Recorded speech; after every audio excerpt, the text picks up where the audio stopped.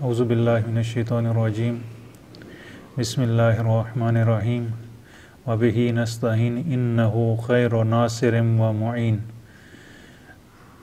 कल से जो हमारा मौजू था वो यहाँ तक पहुँचा था कि हुकूक जो इमाम ज़ैनुल आबिदीन अलैहिस्सलाम ने बयान किए, तकरीबन 35 हुकूक 36 हुकूक बयान कर दिए गए और उसके बाद 37वां हक़ जो इमाम अलैहिस्सलाम बयान फरमाते हैं वो है आपके साथी का हक़, जो आपके साथ रहता है, ऐसा शख्स कि जो इंसान के हमरा रहता हो, इंसान का साथी हो, इसका हक़ इंसान पर क्या है।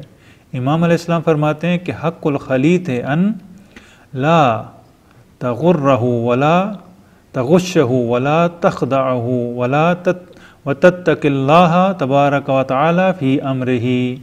इमाम अलैहिस्सलाम फरमाते हैं कि आपके साथी का हक़ आप पर यह है कि इसे फ़रेब ना दें। अगर किसी के साथ आपका उठना बैठना है, हम नशीनी है, आपका साथी है, दोस्त है, तो उसे कभी भी दगा और फ़रेब ना दें, उससे झूठ ना बोलें, उसको किसी भी किस्म के धोखे में ना रखें और उसके काम में अल्लाह से डरते रहें। यानी आपका उस पर हक़ है, लिहाजा इस हक़ को मलहूज़ खातिर रखते हुए ऐसे उमूर अंजाम ना दें कि जो फ़रेब, दगा, झूठ और इन उमूर में आते हों। मामूलन जो है वो हमारी दोस्ती जो है वो नज़रिए ज़रूरत के तहत होती है कि हमारी किसी से मफादात हासिल हो रहे होते हैं तो हम कहते हैं कि इससे दोस्ती रखनी चाहिए, पहले ये देखते हैं कि ये दोस्ती से रखी जाए या ना रखी जाए। मुआशरे में मामूलन हमारे जो है वो इन्हीं चीज़ों को मद्देनज़र रखा जाता है कि फ़लाँ से अगर हम दोस्ती रखेंगे तो फ़लाँ हमें फ़ायदा हासिल हो सकता है या फ़लाँ शर से हम बच सकते हैं। मसलन अगर किसी का कोई ऐसा अजीज़ है या जानने वाला जो पुलिस में किसी बड़े ओहदे पर फाइज़ है, तो अब मामूलन जो है वो या कचहरी में है, किसी ऐसे इदारे में कि आना जाना या रोज़मर्रा के मामला जो है वो, तो इंसान जो है वो उनकी कोशिश ये होती है कि मैं इसके साथ ताल्लुकात रखूँ ताकि कल ये मेरे काम आ सके। लिहाजा ये एक मफाद परस्ताना दोस्ती है।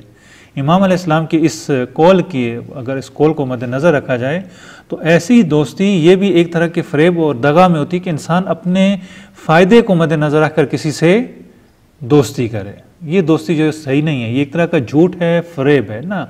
इखलास के साथ, मुखलिस होकर अगर किसी के साथ दोस्ती रखनी है। उसके बाद इमाम अलैहिस्सलाम फरमाते हैं कि मुद्दई का हक़, यानी जो आप पर दावा करे, किसी चीज़ का इद्दा करे, उसका हक़ आप पर यह है कि अगर वो अपने दावे में सच्चा है, अगर तो वो सही कह रहे, क्योंकि हर इंसान को मालूम होता है कि मैं क्या कह रहा हूँ, यानी मैं सच्चा हूँ या झूठा हूँ, उसको मालूम होता है कि मेरी कैफियत क्या है, मैं हक़ पर हूँ या हक़ पर नहीं हूँ। दुनिया जो कहती रही, जो होता रहे, सबसे पहला काजी खुद इंसान का ज़मीर, इंसान का विजदान, इंसान का दिल होता है जो उसके अंदर से गवाही देता है कि तुम सही हो या गलत हो। अब ये जो है वो इंसान की अनानियत आड़े आ जाती है कि इंसान ये करता है कि अपनी अनानियत की वजह से बसा औक़ात उसको मालूम भी होता है मैं गलत हूँ, लेकिन अपनी गलती पर डट जाता है और इसरार करने लगता है।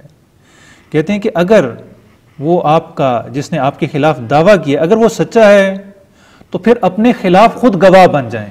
वो जो अंदर ज़मीर की आवाज़ है उस आवाज़ को बाहर ले आएं और अपनी गलती का एतराफ़ कर लें, क्योंकि वो दावे में सच्चा है, और उस पर जुल्म और बेइंसाफ़ी मत करें और उसके हक़ को मुकम्मल तौर पर अदा करें जो उसने दावा किया है, क्योंकि अब आप पर फ़र्ज़ है कि आप उसको वो हक़ अदा करें। और अगर उसने आपके ख़िलाफ़ झूठा दावा किया है कि उसने एक ऐसा दावा किया कि जिसकी कोई हकीकत नहीं है, तब भी ये नहीं है कि अब उसके ख़िलाफ़ लड़ने लग जाएं और उसके ख़िलाफ़ जो है वो एक महाज खड़ा कर लें। अब उसके साथ नरमी के साथ पेश आया जाए, नरमी के सिवा उससे कोई इक़दाम ना किया जाए और उस मसले में अपने खुदा के गज़ब को दावत ना दें।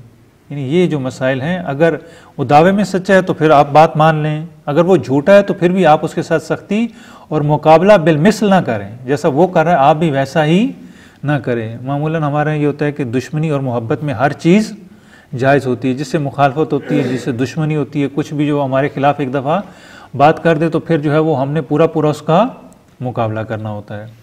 उसके बाद मुद्दा अलैह का हक है। मुद्दा अलैह यानी जिस पर आप कोई दावा करते हैं, आप इद्दा करते हैं कि मेरा इसके ऊपर हक है। अब इसका क्या है, इमाम अलैहिस्सलाम फरमाते हैं कि वह हक को खस्म कल्लज़ी तद्दई अलैहि इन कुंता मुहिक्कन फ़ी दावतिका अजमलता मुकाबलतहु। इमाम अलैहिस्सलाम फरमाते हैं कि और जिस पर आपने कोई दावा किया हुआ है, क्लेम किया हुआ है, आप पर यह हक है कि अगर उस दावे में हक बजानिब हैं तो उससे हक लेने के लिए उसके साथ नेकी के साथ बात करें। यानी अपना हक लेने के लिए भी जो है वो नेकी के साथ उसके साथ बात की जाए, ना ये कि सख्ती के साथ उसके साथ पेश आया जाए। और उसके हक का इनकार, अगर उसका हक है तो उसके हक का इनकार नहीं करना चाहिए। और अगर आप अपने मुतालबे में, यानी उसी जो साबका इमाम अलैहिस्सलाम का कौल था उसके बरक्स, अगर आप अपने मुतालबे में दुरुस्त नहीं हैं, गलत हैं, तो अल्लाह ताला से डरें और उससे तौबा करें और अपने दावे से दस्तबरदार हो जाएं कि हम जो है वो, हमने जो दावा किया था वो दावा झूठा है। लेकिन अगर आपका दावा सच्चा है तो फिर भी सख्ती के बजाय नरमी के साथ उसके साथ पेश आएँ। उसके बाद जो है वो मशवरा लेने वाले का हक। एक शख्स आया आपके पास मशवरा लेने, इमाम अलैहिस्सलाम फरमाते हैं कि हक़्क़ुल मुस्तशीर इन अलिमता अन्ना लहू रायन अशरता अलैहि, कि अगर आपसे मशवरा लेता है तो उसका हक यह है कि अगर उसके काम के बारे में आपके पास कोई राय है तो उसे उसके बारे में मशवरा दे दें और उसकी रहनुमाई करें उस शख्स की तरफ। और अगर नहीं है, यानी आपके पास उसकी कोई राय हल नहीं है, तो फिर रहनुमाई करें उस शख्स की तरफ जो उसकी रहनुमाई कर सकता हो। मामूलन हमारे यहाँ क्या होती है, यानी इमाम अलैहिस्सलाम कहना चाह रहे हैं कि जो मशवरा देने वाला है वो भी उसका अहल होना चाहिए मशवरा देने का। ऐसा ना हो, हमारे मुआशरे में एक मुसीबत ये होती है कि कोई काम भी किसी को पड़ जाता है, मसलन दरपेश होता है, कोई मुश्किल दरपेश होती है, या मसलन बीमारी में, मुआलजे में बहुत सारे, तो हर शख्स जो है वो दानिश्वर बन जाता है, हर शख्स जो है वो तबीब बन जाता है।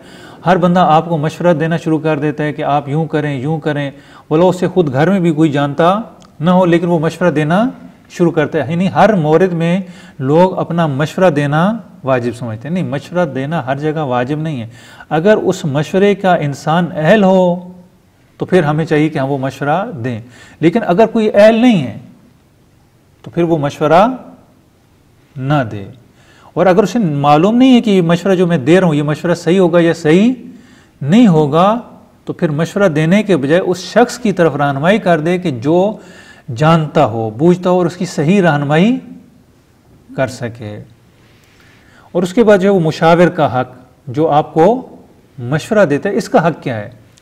इमाम अलैहिस्सलाम फरमाते हैं वह हक़्क़ुल मुशीर अलैका अल्ला तत्तहिमहु फीमा ला युवाफिकुका मिन रायही फ़इन वाफ़का का हमिदल्लाह अज़्ज़ा वजल। इमाम अलैहिस्सलाम फरमाते हैं कि जो आपका मुशीर है, आपको मशवरा देने वाला है और आपको मशवरा देता है, उस पर आपका हक ये है कि अगर उसकी राय आपकी राय के मुवाफिक ना हो। मामूलन हम जब मशवरा लेते हैं तो मशवरा हमारा ऐसा होता है कि हम चाहते हैं कि वो हमारी तायीद कर दे। इसी तरीके से इस्तिखारे का मौरिद भी है। लोग इस्तिखारा करवाने आते हैं और उनका मकसद ये होता है कि हम ये काम करना चाहते हैं, ये काम किसी तरीके से हम कर लें, या मसलन एक काम करके और उसके बाद करते हैं कि उसके बारे में मशवरा, एक राय लेना चाहते हैं। जब राय उनके मुवाफिक नहीं होती अब वो मुखालिफ हो जाते हैं कि ये जो है वो आपने क्या मशवरा दिया है। चूँकि ये बड़ा सख्त काम है मशवरे वाले, हमारा तो जो है वो चूँकि लोग एक दूसरे को जो है वो हर कोई मुशाविर है और हर कोई जो है मशवरा लेने वाला है। अवामुन नास में अगर देखें तो इसको तो इसकी अहमियत ही ख़त्म कर दी है। यानी ना मशवरा लेने वाले का पता होता है और ना मशवरा देने वाले का पता होता है, ना इसके हक़ का पता होता है ना उसके हक़ का पता होता है। और हमारी कोशिश होती है कि जो भी मसलन किसी के ख़िलाफ़ इद्दा करते हैं तब भी हम, अगर कोई हमारे ख़िलाफ़ इद्दा करता है तब भी, किसी को मशवरा देते हैं तब भी, किसी से मशवरा लेते हैं तब भी, तमाम मवारिद में हमारी कोशिश ये होती है कि जो कुछ भी हो वो हमारी राय और हमारी मर्ज़ी के मुताबिक हो। और जब हमारी मर्ज़ी के मुताबिक नहीं होता तो फिर क्या होता है, फिर हम मुखालिफ हो जाते हैं। क्योंकि हमारे मुआशरे में एक जो इस वक्त बुराई है, सभी इसमें जो है वो मुब्तला हैं कि हम जो है वो अपने लिए बेहतरीन काजी होते हैं, अपने लिए बेहतरीन वकील होते हैं और दूसरों के लिए बेहतरीन काजी होते हैं।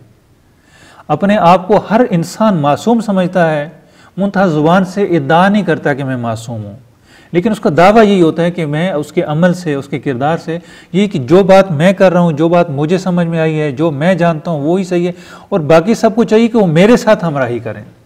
हमारे मुआशरे की एक बहुत बड़ी मुश्किल जो है वो इस वक्त ये है कि लोग हर किसी को अपने मुताबिक चलाना चाहते हैं, कि वो मेरे मुताबिक चल जाए, और अगर वो मुआफिक ना हो अब वहाँ पर जो मुखालिफ हो जाते हैं। तो इमाम अलैहिस्सलाम कहते हैं कि अगर मशवरा देने वाले की राय आपके मुआफिक ना हो तो आप जो है उससे मुत्तहम ना करें, इल्ज़ाम ना दें, और अगर वो आपको अच्छा मशवरा दे तो उस पर अल्लाह ताला की हम्द व सना बजा लाएं कि उसने आपको एक अच्छा मशवरा दिया, आपकी रहनुमाई की, आपकी हिदायत की। उसके बाद इमाम अलैहिस्सलाम फरमाते हैं कि नसीहत तलब करने वाले का हक क्या है, जो नसीहत को तलब करता हो। हक़्क़ुल मुस्तनसह अन तुअद्दिया इलैहिन नसीहा वला वल यकुन मज़हबुका रहमा। इमाम अलैहिस्सलाम फरमाते हैं कि जो तुम में से नसीहत चाहता है उसका हक़ यह है कि उससे नसीहत करें, उसकी रहनुमाई करें और उसके साथ लुत्फ़ व मेहरबानी का बर्ताव करें। ये जो है वो खुसूसन जो उलमा का तबका है, वाइज़ीन का है, मुबल्लिगीन का है, इनके लिए ये मशअल राह के तौर पर है। और वो अफराद जो मुआशरे में अमर बिल मारूफ़ और नही अनिल मुनकर करते हैं कि आपको अमर बिल मारूफ़ और नही अनिल मुनकर किस तरह करना चाहिए। मामूलन हमारे यहाँ जो तबलीग की जाती है दो तरह से होती है, एक तबलीग सू होती है, एक सूए तबलीग होती है। तबलीग सू क्या है? बुरी चीज़ों की तबलीग करना। तबलीग सू कहते हैं बुरी चीज़ों को, बुराइयों की तबलीग करना, जैसे नाच गाना, फसाद, फाशा, यानी जो कुछ हमारे मुआशरे में सोशल मीडिया पे इस वक्त जो किया जा रहा है सारा का सारा तबलीग सू है, बुराई की तबलीग और तरवीज की जा रही है। इसके मुकाबले में एक और चीज़ है, उसे कहते हैं सूए तबलीग। सूए तबलीग ये कि जैसे हमारे सामने चंद मॉडल मौजूद हैं। खवारिज का एक मॉडल तारीख में मौजूद था कि वो हर किसी को डंडे के ज़ोर पे मुसलमान करना चाहते थे। इसी तरीके से तालिबान हैं, दाइश हैं, ये क्या है? ये कहते हैं कि आप जो है वो ज़बरदस्ती मुसलमान हो जाएं, यानी डंडे के ज़ोर पे। तबलीग करने के लिए भी जो इस्लाम ने, कुरान ने हुक्म दिया है कि अगर आप किसी से मुजादला भी करें, बहस व मुनाजरा भी करें, फजादिल बिल्लती हिया अहसन, अच्छे तरीके से बहस व मुबाहिसा करें, यानी मेरा तिकरार और बास, यानी ऐसी बहस जो उलझ जाए, इंसान एक दूसरे के साथ उलझ जाएं, ऐसी बहस से परहेज़ करना चाहिए।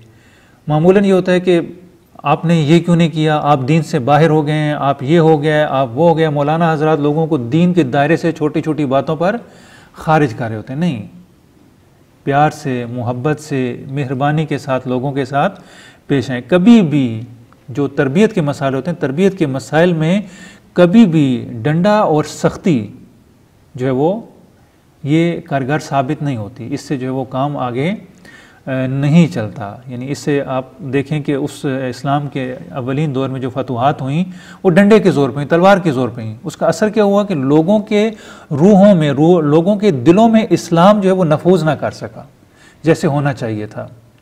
जैसे अभी भी होता है, मसलन हमारे यहाँ एक कौम है तो वो बड़ी सख्त मज़हब के मामले में, यानी मज़हब का इल्म नहीं होता लेकिन मज़हब के मामले में बड़े शिद्दत पसंद होते हैं। तो मौलाना साहब मस्जिद में तकरीर कर रहे थे, उन्होंने खुतबा दिया कि जो भी किसी एक काफिर को मुसलमान कर दे उस पर जन्नत वाजिब है।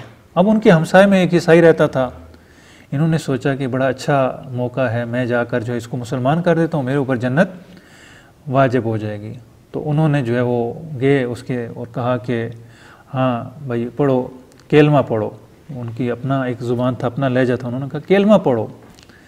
तो वो डर गया, उसने छुरी देखी जब उनके हाथ में तो उसने देखा जान बचाना मुश्किल है। उसने कहा ठीक है पढ़ो केलमा। तो जब उन्हें केलमा पढ़ाने की बारी आई तो वो सोच में पड़ गए, कहते हैं ओहो आज केलमा आता तो एक मुसलमान हो जाता, हम भी जन्नत में चले जाते। मामूलन हमारी तबलीग भी ऐसे ही होती है कि अगले के सर पे सवार हो जाते हैं और ज़बरदस्ती उसे कलमा पढ़ाने की कोशिश करते हैं। नहीं, ये तबलीग नहीं है।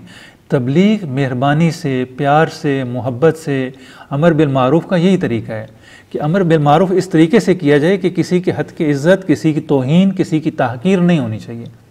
मामूलन हमारे यहाँ जो तबलीग की जाती है, और इसी वजह से लोग इस सिन्फ से, इस तबके से डरते भी हैं कि मौलाना साहब जो हैं वो बेइज्जती कर देंगे, मौलाना साहब ये कर देंगे, मौलाना साहब ये कर देंगे। नहीं, ये तरीका तबलीग का बिल्कुल भी सही नहीं है, इस्लाम के मुनाफी है। पैगंबर की तबलीग ये नहीं होती थी। पैगंबर ने कभी किसी को सख्ती से और जबरन जो है वो मुसलमान भी नहीं किया और किसी पर ज़बरदस्ती कोई काम लागू भी नहीं किया। ये पैगंबर की रविश होती थी। इसी के मुताबिक जो इमाम अलैहिस्सलाम फरमाते हैं कि अगर किसी को नसीहत करना चाहें, तबलीग करना चाहें, अमर बिल मारूफ करना चाहें, तो उसका तरीका ये है कि नरमी के साथ, प्यार के साथ, मोहब्बत के साथ, शफकत के साथ। आप देखें कि जो काम प्यार से किया जा सकता है वो सख्ती से कभी नहीं किया जा सकता। आप एक दफ़ा बच्चे को डांट कर कहेंगे, बच्चा बेदिल होकर करेगा, और एक दफ़ा उसे प्यार से, मोहब्बत से समझाएंगे, उसके फ़वाइद बताएंगे, फिर वो बच्चा खुद ही खुद उसमें एक जो है वो तरगीब ईजाद होगी, उसके अंदर अंगीज़ा आएगा, उसे मोटिवेट करेंगे तो खुद ब खुद जो है वो ये काम करने लग जाएगा। तबलीग भी यही चीज़ है, मोटिवेट करना है, तज़क्कुर देना है। फ़ज़क्किर इन्न ज़िक्र तनफ़उल मोमिनीन, यानी बार बार तज़क्कुर देना है, बार बार जो है उसको इरशाद करना है, और इससे इंसान जो है वो हिदायत के रास्ते पर आ जाते हैं। उसके बाद जो है वो नसीहत करने वाले का हक, जो नसीहत करने वाला है उसका क्या हक है। नसीहत करने वाले का इमाम अलैहिस्सलाम फरमाते हैं कि हक को ना से अनतुलीना लहू जनाह का व तुसगिया इलैहि बिसमअ का। नसीहत करने वाले का हक ये है कि उससे नरमी और खाकसारी के साथ पेश आएँ, तवाज़ो के साथ पेश आएँ, कि वो आपको नसीहत कर रहा है, आपके भले के लिए कर रहा है, आपकी भलाई के लिए कर रहा है, और उसकी बात पर कान धरें, उसकी बात को गौर से सुने कि वो क्या कह रहा है, और उसकी नसीहत के बारे में गौर करें, तदब्बुर करें, फ़िक्र करें। अगर उसकी बात सही है तो उस पर खुदा का शुक्र अदा करें कि उसने आपको सही रास्ते की तरफ रहनुमाई की, और अगर उसकी बात सही नहीं है तो फिर भी उस पर मेहरबान रहें और उसको मुत्तहम ना करें, उसको इल्ज़ाम ना दें, उसकी तौहीन और ताक़ीर न करें। आपको ये मालूम होना चाहिए कि उसने आपकी खैरखाई में किसी किस्म की कोताही नहीं की, यानी वो खुद मुगरिज़ नहीं था, उसकी वो गरज नहीं थी, वो चाहता था कि आपकी इस्लाह हो जाए, आपको सही रास्ता दिखला दे, आपकी भलाई करे। तो आप पर चाहिए कि आप उस पर मेहरबान रहें, नरमी के साथ पेश आएँ। हाँ, उससे गलती होगी, ख़ता होगी, कि वो चाहता अच्छा ही था, लेकिन होता है बसा औक़ात इंसान की नीयत खैर होती है लेकिन वो काम उससे गलत हो जाता है। तो ऐसे में जो है वो आप उससे दरगुजर करें, उसको माफ़ कर दें। अगर वो आपके नज़दीक तोहमत का मुस्तहिक है तो फिर किसी भी हाल में उसकी बात पर एतमाद ना करें। यानी अगर वो तोहमत का मुस्तहिक है और वाक़ई मुग़रिज़ था, उसकी गरज थी, बीच में उसका अपना कोई नफ़ा था, तो अब ये कि उसे मुत्तहम ना करें, छोड़ दें उसे उसके हाल पर। अब आपने क्या करना है, अब उसकी बात पर एतमाद ना करें, उसकी बात ना माने और उस पर एतमाद ना करें। खुदा की इनायत और कुदरत के अलावा कोई भी कुदरत और ताकत नहीं है। असली सरचश्मा ताकत का फ़कत और फ़कत खुदा है, लिहाजा फ़कत खुदा पर भरोसा करें, उस पर भरोसा ना करें। उसके बाद जो है वो जो अगला हक़ इमाम अलैहिस्सलाम बयान करते हैं वो बड़े का हक़ है, जो इंसान में उम्र में बड़ा होता है। अलबत्ता यहाँ बड़े से मुराद जो है वो रुतबे में बड़ा हो सकता है, उम्र में बड़ा हो सकता है। जैसे एक शख्स है कि जो सिन रसीदा है, उम्र ज़्यादा है उसकी, उसका एहतराम किया जाए, या दूसरा ये कि रुतबे में बड़ा है। जैसे बसाव का ऐसा होता है कि उस्ताद सिन में जो है वो कम है लेकिन रुतबे में उस्ताद का रुतबा ज़्यादा है। अब यहाँ पे उस्ताद बड़ों में शुमार होगा। या एक मसलन जो हमारे मरातब होते हैं दफातरी, मसलन एक अफसर जो है वो दूसरे से, तो ये भी रुतबे में छोटा और बड़ा शुमार होता है। तो यहाँ पर भी छोटे बड़े का हक़ जो है वो मुख्तलिफ आप तबक़ात में, मुख्तलिफ मुआशरों में, मुख्तलिफ जो हमारे सोसाइटी में हैं, आप इसमें ले जाएं कि बड़े को छोटे का एहतराम करना चाहिए। अलबत्ता हमारे एहतराम का मतलब तहक़ीर समझा जाता है कि किसी का अगर एहतराम करें, कोई मातहत हो तो उसकी तहक़ीर की जाए, उसकी तज़लील की जाए। नहीं, ये नहीं है, ऐसा जो है वो बिल्कुल नहीं है। बड़े का हक़ ये कि हक़्क़ुल कबीर तौक़ीर हो लिसिन्निही व इजलाल हो लितक़द्दुमिही फ़िल इस्लाम। कहते हैं कि आपसे जो बड़ा है उसका हक़ ये है, चूँकि उसकी उम्र ज़्यादा है, उसका रुतबा बड़ा है, तो उसका एहतराम करें। और चूँकि वो आपसे पहले चूँकि वो पहले आया है, वो पहले मुसलमान हुआ है, तो इस इस्लाम की वजह से उसमें एक इम्तियाज़ मौजूद है कि वो आपसे इस्लाम में सबकत रखता है, तो इस लिहाज से उसका एहतराम करें। अगर वो अगर वो आपसे इख्तिलाफ करे तो उसका मुकाबला ना करें। होता है कि खुसूसन जब बुज़ुर्ग हमारे बड़े सन रसीदा हो जाते हैं, चूँकि एक मुश्किल ये होती है कि जनरेशन गैप आ जाता है, उनके जो जिस ज़माने में उन्होंने ज़िंदगी बसर की थी वो ज़माना और होता है, और जो जदीद नस्ल होती है, जनरेशन होती है, इसका ज़माना और होता है। अब वो जो है वो कहते हैं कि हमारे ज़माने में ये होता था, आप लिहाजा यही कीजिए, अपनी बात मुसल्लत करने की कोशिश करती हैं। हालांकि ज़माना बदल चुका होता है, ये भी ज़रूरी होता है। कम लोग ऐसे होते हैं कि जो ज़माने की तब्दीलियों को समझते हैं कि हमारे ज़माने के तकाज़े और थे और आज के तकाज़े और हैं, लिहाजा उन तकाज़ों को मद्देनज़र रखते हुए। लेकिन मामूलन जो बुज़ुर्ग हो जाते हैं वो इन तकाज़ों को मद्देनज़र नहीं रखते, इसीलिए दोनों नस्लों के दरमियान एक गैप आ जाता है, एक फ़ासला आ जाता है। तो इमाम अलैहिस्सलाम फरमाते हैं कि अगर वो आपसे इख्तिलाफ़ करें तो आप उनसे मुकाबला ना करें, अगर साथ चलने का मौका मिले तो उसके साथ उससे आगे ना चलें, उसके साथ ये आप बेवकूफ़ी ना दिखाएं, कोई ऐसी हरकत ना करें और नादानी का मुजाहरा ना करें। पहले हमारे मुआशरे में होता था कि छोटे बड़ों का एहतराम एक कल्चर होता था, एक तहजीब होती थी कि अगर बड़ा आ गया तो छोटा जो है वो उसके एहतराम में खड़ा हो जाएगा और जिस जगह पर बैठा है उस जगह पर उसको बिठाएगा। पहले ज़माने में चारपाइयाँ होती थी बैठने के लिए, तो एहतराम ये होता था कि जो सरहाने की साइड है यहाँ पर बुज़ुर्ग को बिठाया था, कभी भी जो छोटे सिन का है, रुतबे का छोटा है, कभी भी वो सरहाने की तरफ नहीं बैठता था, वो हमेशा पाइंती की तरफ बैठता था। यानी ये एहतराम का एक म्यार हुआ करता था। अब जो इसको मद्देनज़र नहीं रखा जाता, जहाँ पर जो है वो आए बैठ के ठीक है, ना बच्चे खड़े होते हैं ना बड़ों का एहतराम करते हैं। तो ये हमारा मुआशरा इस वक्त इस बुराई में शिद्दत के साथ मुब्तला है और बड़े जो है वो शाकी नज़र आते हैं कि इस वक्त जो हमारे बच्चे हैं, हमारे छोटे हैं, वो बड़ों का एहतराम नहीं करते। वो कहते हैं कि भाई ये तो आपके ज़माने की बातें थे, उस दौर की जो है वो वैल्यूज़ थी, आज की वैल्यूज़ तब्दील हो चुकी हैं, आज की अक़दार तब्दील हो चुकी हैं।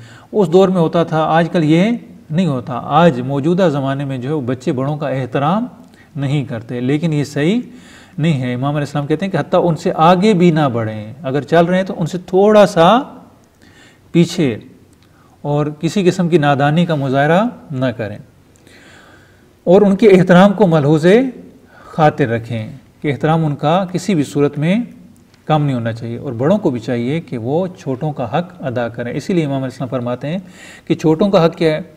हक़्क़ु सगीर रहमतुहु फ़ी तालीमिही वल अफ़्वु अन्हु वस्सत्रु अलैहि वर्रिफ़्क़ु बिही वलमऊनहु लहू।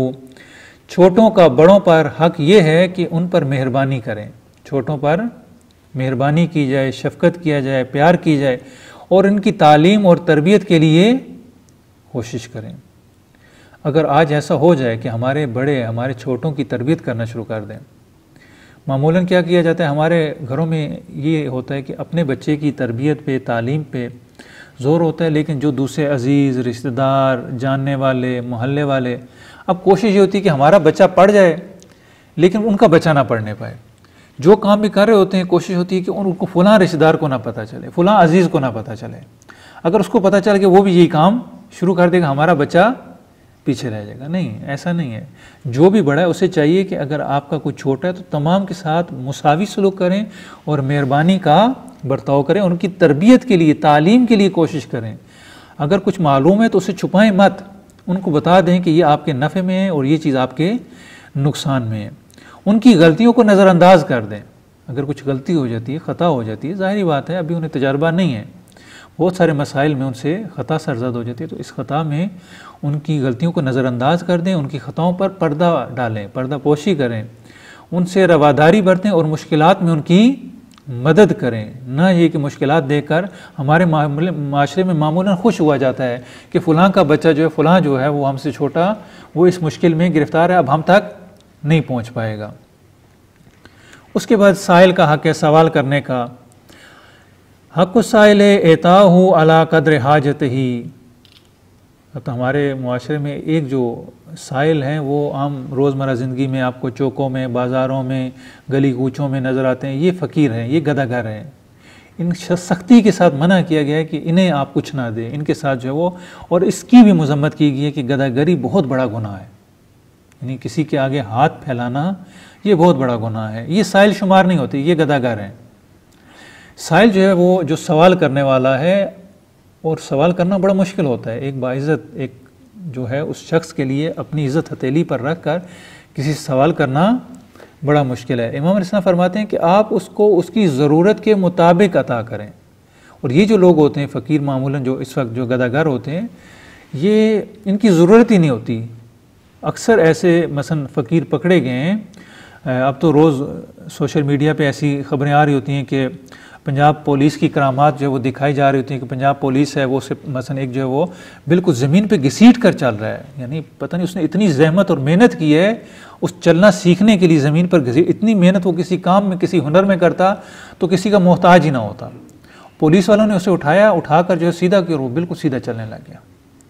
कई ऐसे माजूर जो व्हील चेयर पर थे, दूसरे थे, पुलिस ने इनको सीधा बिल्कुल करके रवाना कर दिया। यानी ये इस किस्म के साइल, इनकी ज़रूरत नहीं है। ये अच्छे खासे मालदार लोग हैं। मुल्तान में एक फ़कीर पकड़ा कि उसके अकाउंट में लाखों रुपए थे। लिहाजा अगर किसी को देना भी है तो पहले ये जान लेना चाहिए कि उसकी ज़रूरत क्या है, उसकी ज़रूरत के मुताबिक उसे दिया जाए। इसी तरीके से जो वाजिब हमारे अमवाल हैं, मसलन ज़कात है, फ़ितरा है, खुम्स है, उसमें भी जिन तबकात को देना है उन तबकात को ऐसे ही नहीं दे देना, बल्कि उनकी ख़ास मकदार मुय्यन है कि उनकी वो किस हद तक ज़रूरतमंद हैं और उनकी ज़रूरत को किस हद तक ये माल जो है वो पूरा कर सकता है और किस हद तक आपने इनकी ज़रूरत को पूरा करना है। यानी इस्लाम ये चाहता है कि कोई भी माशरे में ऐसा फ़र्द ना रहे जो दूसरों का दस्ते नगर हो। यानी फ़कत उसे उतना दें कि वो अपना गुजारा चला ले। आप अगर इसे देते रहेंगे तो ये तो दूसरों का नाश्ता, इससे तो मुफ्त के खाने की आदत पड़ जाएगी। लिहाजा ये सही नहीं है, बल्कि उसकी ज़रूरत के मुताबिक उसे दिया जाए। उसके बाद हक़्क़ुल मसूल है, जिससे तलब किया जाता है, उसका हक़ क्या है? इमाम अलैहिस्सलाम फरमाते हैं हक़्क़ुल मसूल है इन आता फ़क़बला मिन्हु बिशुक्र वल मारफ़त ही। कहते हैं जिससे तलब किया जाता है उसका हक़ ये है कि अगर उसे कुछ दिया है तो उसका शुक्रिया के साथ आप कबूल कर लें और उसकी कदर करें, और कुछ ना दे तो उसके उज़र को कबूल करें। यानी अगर साइल है, मांगता है और जो दूसरा फ़र्द है उसके पास नहीं है, ये फ़कीर जो गदागर हैं ये तो इंसान के साथ जो है वो चिमट जाते हैं, जान ही नहीं छोड़ते जब तक उनको दिया ना जाए। ये इनका हरबा होता है, ये इनका तरीक़ाकार होता है, रविश ये होती है कि आपने उस वक्त तक नहीं छोड़ना जब तक वो अपनी जेब से कोई चीज़ निकाल कर आपको ना दे दे, जो पेशावर होते हैं। लेकिन अगर एक ऐसा साइल है कि जिसे मजबूरी में सवाल करना ही पड़ गया है और जिससे सवाल किया उसके पास नहीं है, तो अब क्या करना चाहिए? उसका उज़र कबूल करना चाहिए। मुमकिन है उसके पास ना हो, लिहाजा उसकी बात को मान लेना चाहिए। हम फ़ौरन नाराज़ हो जाते हैं अगर किसी से कर्ज़ मांग लिया, कोई सवाल कर लिया और उसने सवाल हमें वापस पलटा दिया, उस पर इजाबत ना की, तो फ़ौरन हम नाराज़ हो जाते हैं कि इसने हमारे साथ ताउन नहीं किया। उसके बाद जो है वो खुश करने वाले का हक़ है, जो इंसान को खुशी दे, किसी भी लिहाज से इंसान को अच्छी खबर सुना दे, इंसान को किसी भी ऐसे मसलन एक अच्छी बात सुना दे, इंसान खुश हो जाए, तो उसका भी इंसान पर हक़ है। कितनी मामूली सी चीज़ है। यानी इस्लाम में मामूली चीज़ को भी नज़रअंदाज नहीं किया गया। अगर किसी भी लिहाज से कोई आपको खुशी की खबर देता है, एक अच्छी बात बताता है, एक काम की बात बताता है जिससे आपका दिल खुश हो जाता है, तो इमाम अलैहिस्सलाम फरमाते हैं कि वह हक़्क़ु मन सर्रका लिल्लाहि तआला ज़िक्रुहु अन तहमदल्लाहु अज़्ज़ा व जल अव्वलन सुम्मा तशकुरहु। जो खुदा की खातिर आपको खुश करे तो उसका हक़ ये कि पहले तो खुदा का शुक्र अदा करें और फिर उसका शुक्र अदा करें कि उसने आपको खुशहाल किया, उसने आपको खुशी दी, किसी भी लिहाज से जो इंसान को खुश करता है। और ज़रूरी नहीं है कि ये मामूलन हमारे यहाँ ये होता है कि हम ये जितनी भी चीज़ें ये बाहर वालों के लिए मद्देनज़र रखते हैं, घर वालों को नज़रअंदाज करते हैं ना।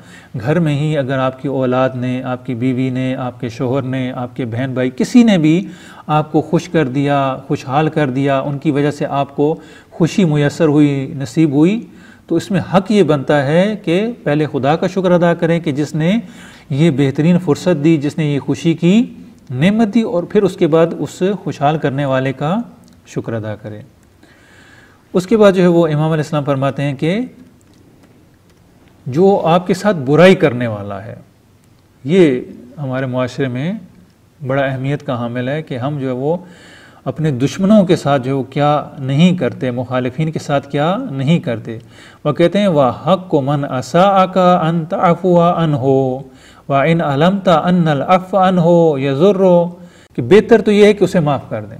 अगर किसी ने बुराई भी की है तो उसे माफ़ कर दें। और अगर आप ये समझते हैं, क्योंकि बसा औक़ात ये भी होता है कि माफ़ कर देने से जो तरफ मुकाबिल होता है, ख़ताकार होता है, जो दुश्मन होता है, मुखालिफ होता है, वो जरी हो जाता है। जब जरी हो जाता है तो अब उसे दोबारा माफ़, इसीलिए पैगंबर फरमाते हैं कि मोमिन कभी भी एक सुराख से 2 मरतबा नहीं डसा जा सकता, यानी एक दफ़ा माफ़ कर सकते हैं।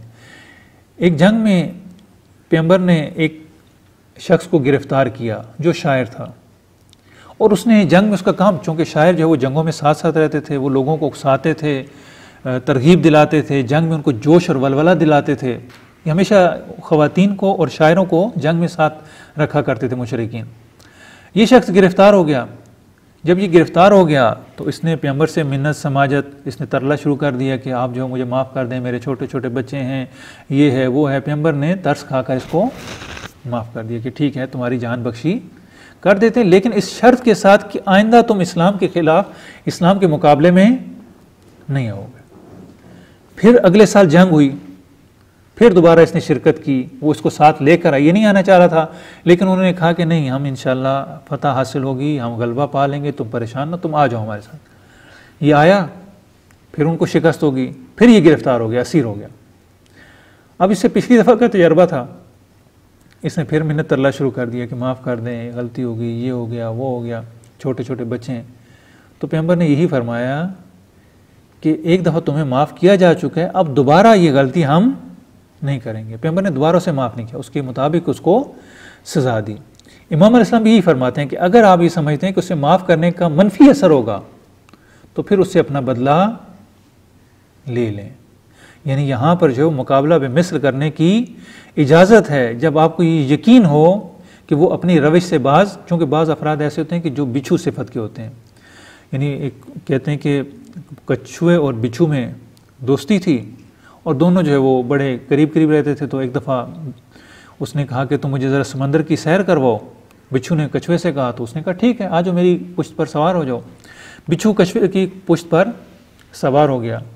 अब जैसे ही पानी के वसत में पहुँचे तो कछुए को कुछ आवाज़ सुनाई दी। उसने कहा ये आवाज़ कैसी है? तो बिच्छू ने कहा कि मैं डंग मार रहा हूँ। उसने कहा डंग? मुझे क्यों मार रहे हो, मैं तो तुम्हारा दोस्त हूँ। उसने कहा मेरी आदत है डंग मारना, मैं तो अपनी आदत के बिना नहीं रह सकता। कछुए ने कहा अच्छा ये बात है, तो ठीक है। थोड़ा जब पानी मज़ीद गहरा हुआ तो कछुए ने डुबकी लगाई। उसने बड़ी मुश्किल से अपने आप को संभाला बिच्छू ने। बिच्छू कहते ये क्या करने लगे हो? कहते हैं मेरी भी आदत है कि जब मैं पानी के दरमियान में पहुँचता हूँ तो मैं भी गोता लगाता हूँ। तो ये जिनकी आदत होती है डंग मारना, ये कभी डंग मारे हुए रह नहीं सकते। लिहाजा इमाम अलैहिस्सलाम कहते हैं कि अब आप उनसे बदला लें ताकि उन्हें जो है वो इबरत हासिल हो, उन्हें नसीहत हासिल हो, अगर वो बाज आने वाले नहीं हैं। क्योंकि खुदावंद मुताल का इरशाद है कि जिसने अपने ऊपर जुल्म होने के बाद इंतकाम लिया तो उस पर कोई हरज नहीं है।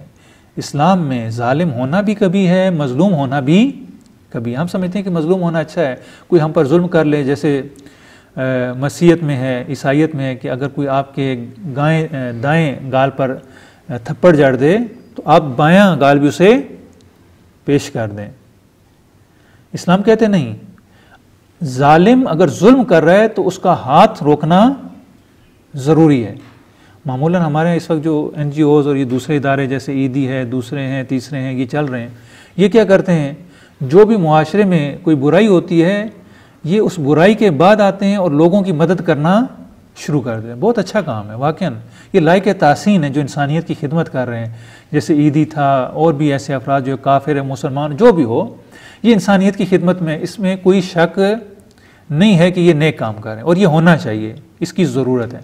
लेकिन इसके साथ साथ ऐसा इदारा भी होना चाहिए, और इस्लाम में ऐसा इदारा मौजूद है कि जो उस बुराई को ही ना होने दे। क्यों बम धमाका होता है और ये आकर बम धमाके के बाद ज़ख्मियों को अस्पताल मुंतकिल कर दें। कोई ऐसा इदारा होना चाहिए कि जो उस जुल्म को ना होने दे, जो उस बर्बरियत को ना होने दे, जो उस नाजायज़ काम को ही ना होने दे, बजाय इसके कि वो काम हो जाए और बाद में एक ऐसा इदारा बना हो जो उनकी मदद करे। बल्कि इससे पहला एक ऐसा इदारा होना चाहिए जो इन तमाम चीज़ों का सद्देबाब करे। असल मुआशरे में ना जुल्म हो, ना जालिम हो और ना ही मजलूम हो, दोनों जो है वो कभी हैं, दोनों का मजम्मत की गई है इस्लाम में कि आप किसी भी लिहाज से ये नहीं कर सकते, ना जालिम ना मजलूम। लिहाजा अगर यहाँ पर इंतकाम लिया अपने दुश्मन से, अपने मुखालिफ से, तो ये ऐन हक है, क्योंकि उसके इस्लाह की कोई आपको सूरत नज़र नहीं आती। अलबत्ता यहाँ पर इफरात व तफरीत भी नहीं होना चाहिए। मामूलन ये होता है कि हम इफरात व तफरीत का शिकार हो जाते हैं और कहते हैं कि जंग और मोहब्बत में हर चीज़ जायज़, जो हरबा भी इस्तेमाल हो वो किया जाए। जैसे अमीर शाम अमीरुल मोमिनीन के मुकाबले में यही किया करता था, लेकिन पैगंबर और आइमा अलैहिस्सलाम मुखालिफिन के मुकाबले में भी हक की रियायत करते थे। इसीलिए अमीरुल मोमिनीन से लोग नाराज़ भी रहते थे कि जब जंग जमल हुई, जंग सिफीन हुई, जंग नहरवान हुई, तो लोगों को ये ख्याल था कि जैसे हम दूसरे खुलाफा के दौर में फतूहात से गनीमत हासिल किया करते थे, हमें माल और दौलत हासिल होता था, हम अमीरुल मोमिनीन के साथ आए हैं, हमें भी माल गनीमत हासिल होगा, माल और दौलत हासिल होगा।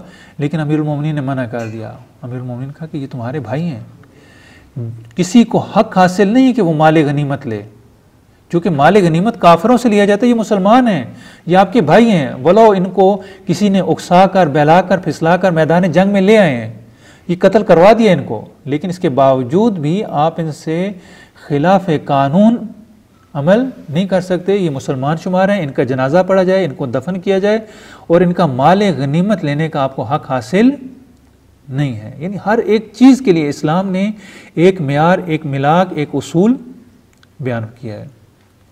उसके बाद जो है वो 50वां हक ये है कि हम मज़हब का हक, जो इंसान का हम मज़हब हो, इमाम अलैहिस्सलाम फरमाते हैं कि हक को अहले मिल्लत का इज़मार सलाम ही व रहमत लहुम। इमाम अलैहिस्सलाम फरमाते हैं कि और आपके हम मज़हब का हक ये है कि दिल से उसकी खैरियत और आफ़ियत तलब करें, कि खुदा उसे सलामत रखे, उसके साथ लुत्फ़ और मेहरबानी का सलूक करें।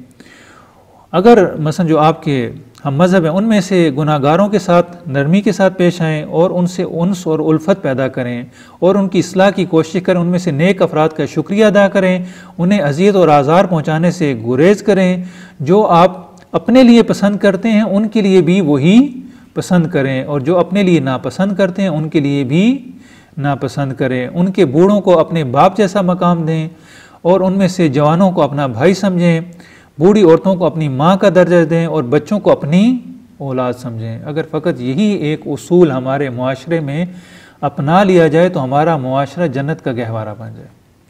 हम मुसलमानों में एक दूसरे को दूर कर रहे होते हैं, देवबंदियों में 2 ग्रोह बन चुके हैं, शियों में मुख्तलिफ ग्रोह बन चुके होते हैं और छोटी छोटी बातों पर एक दूसरे को दूर कर रहे होते हैं, एक दूसरे की तौहीन कर रहे होते हैं, एक दूसरे की ताहकीर कर रहे होते हैं। नहीं, ये चीज़ें सही नहीं हैं, बल्कि क्या है, एक अमन के साथ, प्यार के साथ, आश्ती के साथ, मोहब्बत के साथ मिलजुल कर रहना चाहिए। और ये जो अफराद हैं इनको अपने अजीज़ और अकारिब की तरह, अपने बाप की तरह, माँ की तरह, भाई की तरह, बेटे की तरह समझना चाहिए और उनके साथ इसी तरीके से बर्ताव भी करना चाहिए। अगर इसी चीज़ पर हम अमल कर लें तो यकीन करें कि हमारा मुआशरा जन्नत का गहवारा बन जाए।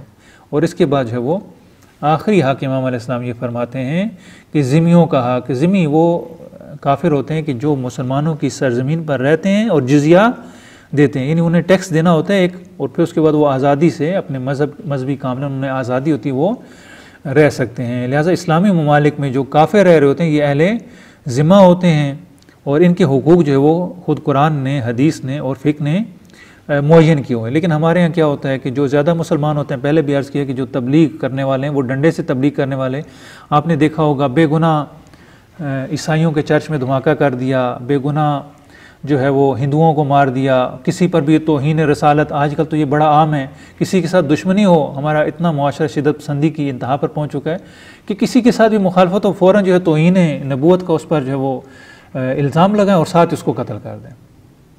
और अभी एक ताज़ा खबर जो गुज़िश्ता दिन एक सुनने में आई वो ये कि पाकिस्तान ही में माह रमज़ान के दिनों में एक सिख ने माह रमज़ान की वजह से उसने ये किया कि उसने कहा कि चूँकि माह रमज़ान है, बरकतों का महीना है, जैसे यूरोप में भी ऐसा ही होता है, तो इसने कहा कि मैं जो मेरी दुकान है मैं सस्ती चीज़ें आवाम को दूंगा, मैं मुनाफा नहीं कमाऊँगा, ये खुदा का महीना है।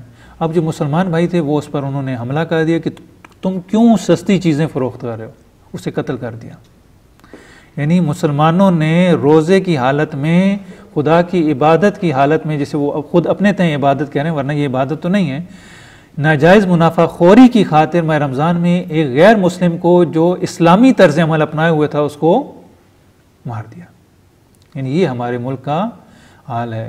सियालकोट में वाक़या हुआ, वो मैनेजर को जो है वो श्रीलंका का जो था उसको मार दिया। वजह क्या बनी?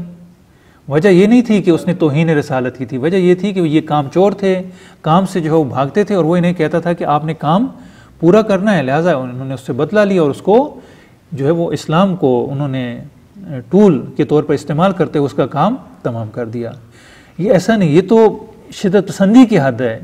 इमाम अलैहिस्सलाम क्या फरमाते हैं कि मुसलमानों की पनाह में रहने वालों का हक ये है कि उनसे उस चीज़ को कबूल किया जाए जिसको खुदा ने कबूल किया। यानी जो हक खुदा ने उन्हें दिया उस हक की आप रियायत करें। काफिर होना बायस नहीं बनता। अमीरुल मोमिनीन मालिक अशतर यही कहते हैं कि आप मिस्र में जा रहे हैं, दो तरह के लोग होंगे, या आपके अहले मज़हब होंगे, अहले मिल्लत होंगे, तो उनके मज़हब के मुताबिक आप उनके साथ सलूक करें, या इंसानियत में खिलकत में वो आप जैसे हैं, लिहाजा इंसानियत की बिना पर आपने उनसे सलूक करना है। दोनों मज़हब वालों से मज़हब के मुताबिक और जो मज़हब वाले नहीं हैं उनसे इंसानियत के मुताबिक सलूक करना है। इमाम भी ये फरमाते हैं कि जो हक़ खुदा ने उन्हें दिया आप उस हक़ के मुताबिक उनसे सलूक करें, और जब तक वो खुदाबंद मुतआल के साथ किए गए अहद व पैमान के पाबंद हैं, यानी वो जो शराइत उनकी मौजूद हैं उन शराइत के पाबंद हैं, तब तक आप उनके साथ शफ़क़त से मेहरबानी के साथ पेश आएँ। ये 51 हक़ जो है वो इमाम अलैहिस्सलाम ने मुआशरे में बयान किया, और उस मुआशरे में कि जो दोबारा जिसमें जाहिलियत औद आई थी, पलट आई थी, और इमाम अलैहिस्सलाम ने लोगों को फिर उनका असली मकाम दिखाते हुए बताया कि देखो ये असली हुकूक हैं कि जिन्हें तुम्हें रियायत करना है, और इन्हीं हुकूक से मुआशरा जो है वो एक मिसाली मुआशरा बनता है और एक अच्छी तहजीब जन्म लेती है। खुदावंद मुताल हमें भी तौफीक अता फरमाए कि हम इन हुकूक की रियायत करें और जो भी हुकूक हमारे ज़िम्मे हैं हम उनको अदा करें। वसल्लल्लाहु अला मुहम्मद व आले मुहम्मद।